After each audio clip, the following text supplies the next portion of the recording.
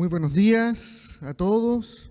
Buenos días, señor Ministro Secretario General de la Presidencia, don Gonzalo Blumen, honorable senador Alfonso Durresti, Subsecretario General del Gobierno, don Emardo Hantelman, a los consejeros del Consejo de la Transparencia, Gloria de la Fuente, Jorge Jaraquemá, Francisco Javier Leturia, a los generales de división, generales de brigada de ejército y miembros de distintas ramas de las Fuerzas Armadas y de Orden. Saludar a nuestros invitados internacionales de la Contraloría General de la Unión de Brasil, la Defensoría del Pueblo de Ecuador, el Instituto Nacional de Acceso a la Información y Protección de Datos de México, la Unidad de Acceso a la Información Pública de Uruguay, el Instituto de Acceso a la Información Pública de Honduras, el Instituto de Acceso a la Información Pública de El Salvador, el Ministerio de Justicia del Paraguay, la Defensoría del Pueblo del Perú, la Secretaría Nacional Anticorrupción del Paraguay, la Secretaría de Transparencia de la República de Colombia, la Procuraduría General de la Nación de Colombia, el Programa de Cooperación Regional Eurosocial de la Unión Europea, la Red Federal de Transparencia y Acceso a la Información Pública de Argentina y la Secretaría de Asuntos Políticos del Ministerio del Interior, Gobierno de la Nación Argentina. También al Gobierno de la Ciudad Autónoma de Buenos Aires, a la Organización de los Estados Americanos, a la Autoridad de Acceso a la Información Pública de Argentina y al Centro de Estudios Internacionales de la Universidad Católica de Chile. Asimismo, hacemos extensivo este saludo a las autoridades y representantes de organismos miembros de la Red de Transparencia y Acceso a la Información Pública de Iberoamérica, a los funcionarios públicos, a la sociedad civil, a los representantes de gremios y ONGs que hoy día nos acompañan. Gracias por acompañarnos en este encuentro abierto que refleja el espíritu del Consejo para la Transparencia, que esperamos sea de provecho para quienes asisten y esperamos también tenga la posibilidad de extenderse a través de ustedes junto a las reflexiones que se irán dando en esta jornada. Carlos Fuentes escribió una de las novelas más relevantes del siglo XX y la llamó La región más transparente. Ese nombre, sin embargo, es una ironía, porque lo que contiene es un retrato de una sociedad mestiza y con identidades cruzadas, con zonas de opacidad, secretismo, duda, ceguera. Pero en el núcleo de la mirada, lo que esa novela ofrece es un espejo diáfano de su sociedad, porque para eso es la transparencia, para mirar sin filtros aquello que toque mirar, sea grato o no. Y para eso estamos aquí, para discutir el propósito, los alcances, consecuencias y condiciones de la transparencia en una sociedad democrática. Somos hijos de una república bicentenaria que en el tiempo ha ido variando su idea de poder, sus estructuras constitucionales y jurídicas, complejizando el entramado del Estado, abriéndose a nuevas demandas ciudadanas. Como escribía Camilo Enríquez en Los albores de la independencia, la prosperidad de la República depende del buen gobierno y de las virtudes de los ciudadanos. Pero solo hace pocos años el Estado hizo carne la idea de compartir la información de sus actos y decisiones con sus reales soberanos, las personas. Hasta entonces, el Estado fue un entramado impenetrable para el ciudadano y sus decisiones eran una caja negra de la que solo de vez en vez, normalmente a raíz de procesos judiciales o investigaciones periodísticas, teníamos noticias. Era el Chile de las prohibiciones de informar, que sucedía al Chile de la censura previa, ese Chile del Consejo de Seguridad Nacional autoconvocado, que algunos seguramente recordarán. En ese Chile fue creciendo el malestar ciudadano y se evidenció la necesidad de cambiar los modos en que el Estado rinde cuenta a sus ciudadanos. Porque un Estado que no se confía a sus mandantes se hace poco confiable él mismo, con el consiguiente debilitamiento institucional y democrático. Por eso, la Ley de Transparencia, aprobada hace 10 años y entrada en vigencia hace 9, fue un cambio mayor para Chile y el modo en que concebimos los derechos ciudadanos y las obligaciones del Estado. A partir de este hito, también se dio vida al Consejo para la Transparencia y hemos visto transformaciones contundentes para los ciudadanos, el Estado y nuestra sociedad. Para los ciudadanos, porque esta nueva institucionalidad ha venido a redibujar las relaciones de poder y la concepción del ciudadano como agente activo de su democracia. El ciudadano se constituye efectivamente en un mandante, capaz de controlar los actos de sus autoridades. Cambios para el Estado, puesto que no solo se han transformado sus prácticas y obligaciones, como en el lobby o la contratación de personas y servicios, sino también de la comprensión de su rol. La rendición de cuentas, eso llamado accountability, se vuelve tan esencial para el Estado como el delivery. Y transformaciones para la sociedad en su conjunto, que logra un mayor acceso a la información, transformando a su vez, por cierto, el periodismo y sus usos, pero que asiste también a la democratización de ese acceso, convirtiendo en realidad el principio de igualdad entre ciudadanos de todo tipo y de todo contexto. Al inaugurarse estos nuevos estándares, se crearon relaciones de poder más horizontales, ligadas a la supervisión ciudadana, y que consagran el derecho a la información, haciendo de todo ciudadano un veedor de la República. Este derecho se pone en práctica y se garantiza en el Consejo para la Transparencia, que ha mostrado eficiencia y eficacia en la resolución de amparos y reclamos. Esto ha permitido asentar su jurisprudencia. El 84% de los pocos recursos judiciales interpuestos en contra de los fallos del Consejo han sido favorables para nuestra institución, y también ejercer su facultad sancionatoria. Entre los casos emblemáticos está, por ejemplo, la determinación de dar acceso a las actas del Consejo de Seguridad Nacional y la otrora ley reservada del cobre, que incluso más tarde fue declarada pública a través de una modificación legal en el Congreso Nacional. Han mejorado los procedimientos de transparencia de los servicios públicos. Ya en el 2017, el 74% de las instituciones contaba con áreas y unidades de transparencia. Los organismos públicos en esa fecha obtuvieron 82% de cumplimiento en las fiscalizaciones de transparencia activa y obtuvieron un 85% en la evaluación de acceso a la información. Se ha diversificado el perfil de las personas que se empoderan con esta herramienta y han aumentado las solicitudes a los organismos públicos, así como los reclamos en caso de denegación o respuestas insatisfactorias. En 2017 se realizaron más de 161.000 solicitudes de información a organismos públicos a través del portal de la transparencia. Otros miles solicitudes se han realizado fuera de este portal.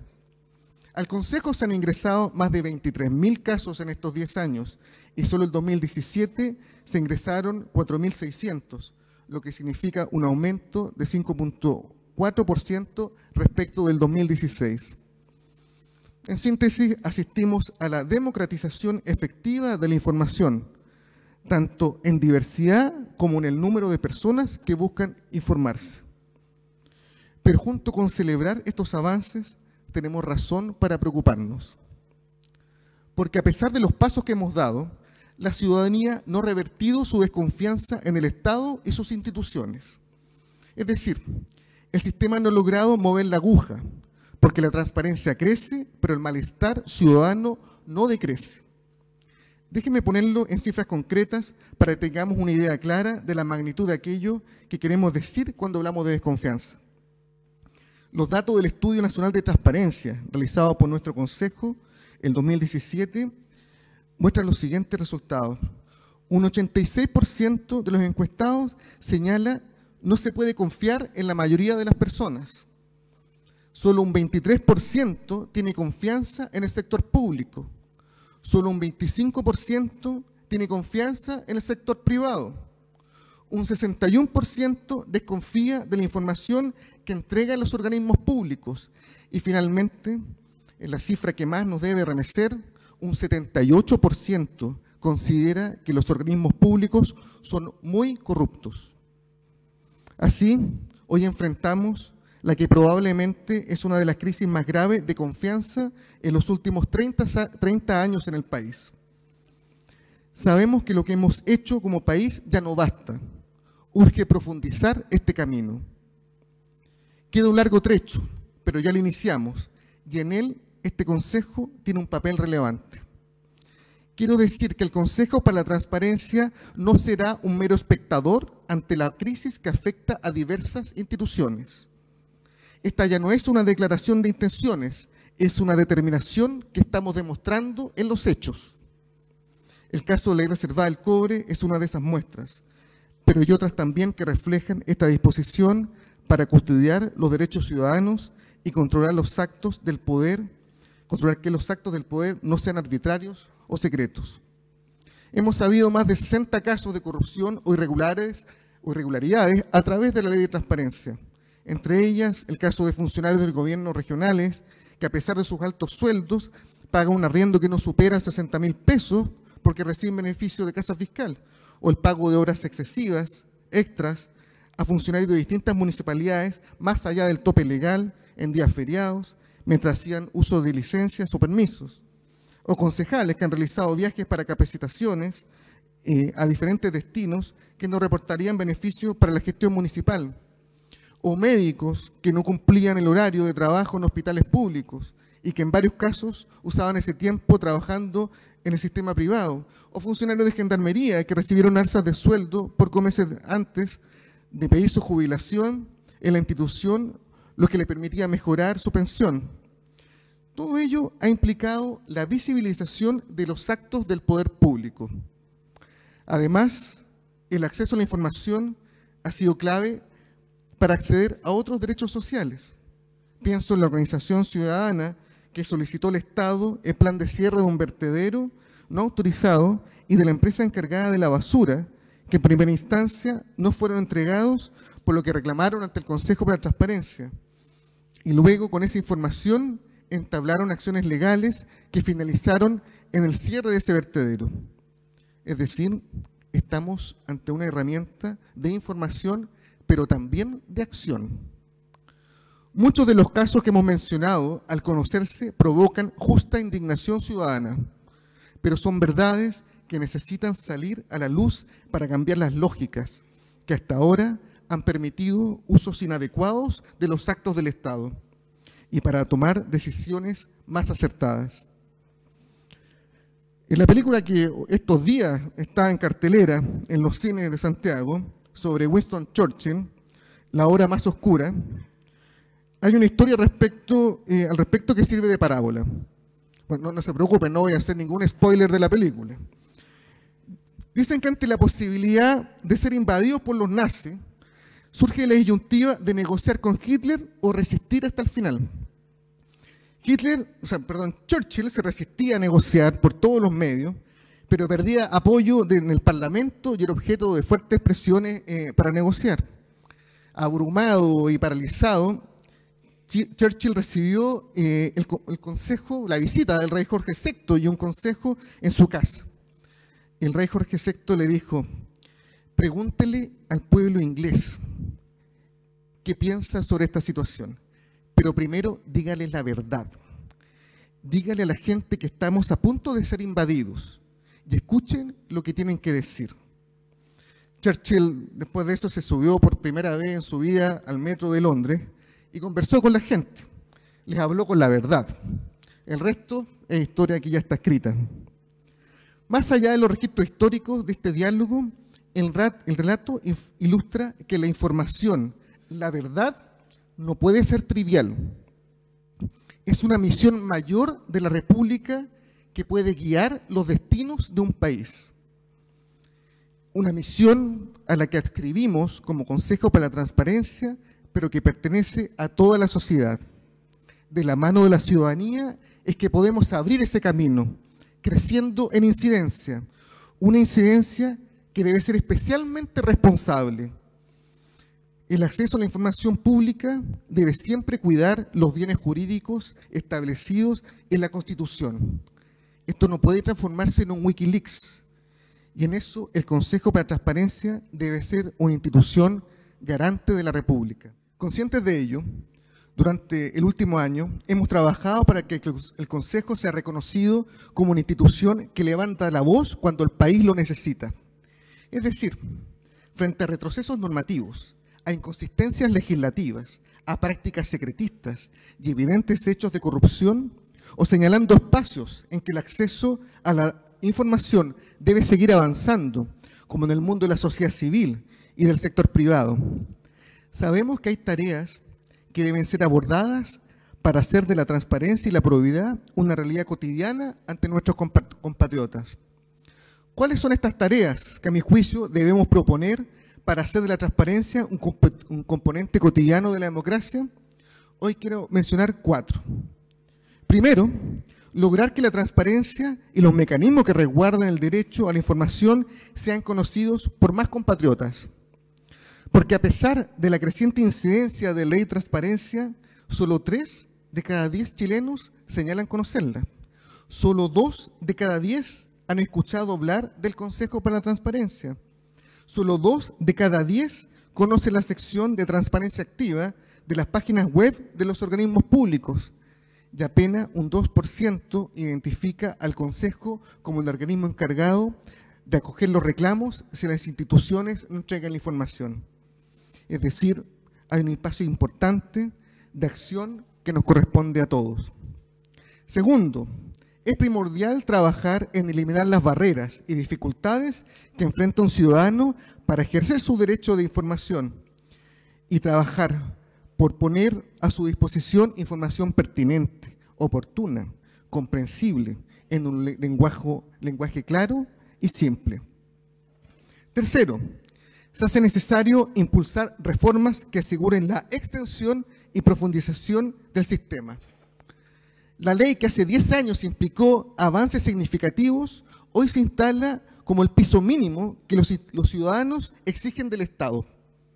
De hecho, el cumplimiento formal de la ley por parte de las instituciones y la eficacia de esta para develar irregularidades no se ha traducido en una mayor percepción de transparencia, como tampoco en menores niveles de corrupción y más confianza en las instituciones. Debemos seguir avanzando para ampliar los ámbitos de transparencia y los modos de entregar la información. En este sentido, la ley del lobby, la ley de partidos políticos, el fortalecimiento del CERVEL, las declaraciones de interés y patrimonio y otras medidas en términos de fortalecer la probidad y la rendición de cuentas van en el sentido correcto. Cuarto, parece pertinente la discusión respecto de las funciones y características del órgano garante en estas materias. ¿Qué rango o atribuciones podría adoptar o mejorar el Consejo para la Transparencia para cumplir su rol a cabalidad? ¿Qué otras instituciones, organismos, corporaciones deberían estar bajo el deber de fiscalización y o de coordinación con el Consejo para la Transparencia? ¿Qué nuevas herramientas y métodos deberíamos utilizar? ¿Debiese ser el órgano garante en materia de protección de datos personales, en materia de lobby, en otros temas de probidad? Y quinto, sabemos que la transparencia tiene límites y debemos ponernos de acuerdo en cuáles deberían ser estos en la actualidad. ¿Cómo se deben aplicar? Pienso, por ejemplo, en el caso de las Fuerzas Armadas y de orden y seguridad y en los temas relativos a seguridad nacional y interés nacional o en la protección de datos personales.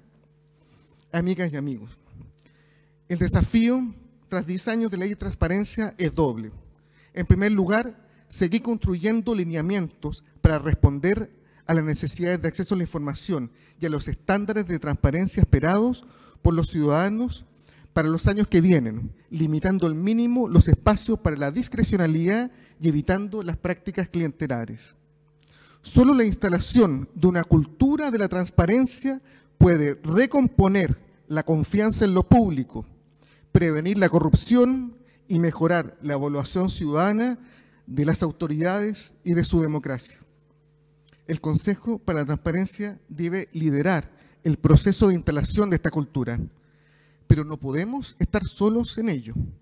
Requerimos del trabajo comprometido de todos los actores de la sociedad.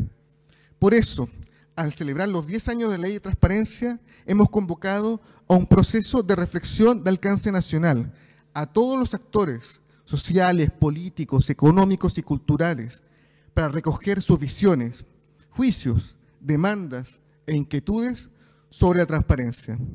Parte de ese esfuerzo es este encuentro, en el que esperamos surjan visiones nuevas y certeras sobre lo que Chile espera en materia de rendición de cuentas y acceso a la información. A partir de este trabajo, elaboraremos una propuesta que responda a las necesidades de las chilenas y chilenos de cara a las décadas que vienen. El poder ha de ser un mero instrumento para servir, decía don Patricio Aylwin al reinaugurar la democracia, y cuyo fallecimiento el país recuerda en estos días. Y añadía: conservaremos y acrecentaremos la confianza de nuestros compatriotas en la medida misma en que seamos capaces de servir eficazmente el bien común de la nación. Eso es lo que se resguarda con la transparencia y el acceso a la información. La transparencia es probablemente una utopía que no termina de construirse, pero representa un esfuerzo permanente e irrenunciable por la persona, por la sociedad, por ampliar la mirada en la que sustentamos nuestras determinaciones y por ir eliminando las zonas de opacidad que desacreditan y oscurecen a nuestra democracia. Y quizás así podremos escribir nuestra propia novela de transparencia, sin ironías, de la mano de la verdad y con la visión luminosa de quienes conocen cabalmente su propia patria. Muchas gracias.